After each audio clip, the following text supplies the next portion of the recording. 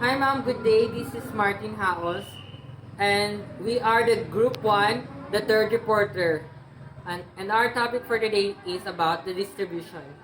When we say the distribution, it refers to the act of process of distributing goods, services, or assets to the various individuals, locations, or entities.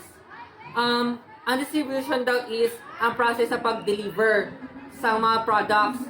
For example, there is direct and indirect.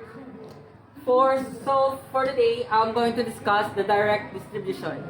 A direct distribution is a system said to be direct when the product or service leaves the producer and goes directly to the customer with no middleman involved. So, ang direct distribution daw is ang pag-deliver sang products sa customer nga diretsyo nga wala sang middleman. When we say middleman, tung mga retailers, mga resellers, mga musina. For example, both car wash and the barber shop utilize direct distribution because the customer received the service directly from the producer. So, amo siya ang examples sa car wash, mahambalan siya nga direct kay pagsulod mo sa car wash tapos mahatag daw nila ang service nga wala na sang agyan pa nga ibang nga process, amo na siya direct. Also ang barber shop, pag naguntingan ka na, maguntingan na dayon ka, amo na pag ma-satisfied mo ng customer mo.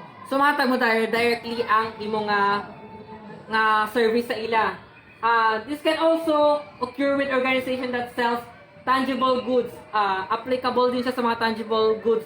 For example, a jewelry manufacturer who sells products directly from the customers. Kung magbaligya ka sa mga sa mga accessories, pag gatom sa ilang shop, mabakal mo siya dayon, mahatag dayon sa imo, hindi nga nang ipa-deliver mo pa siya, is directly mo siya makuha.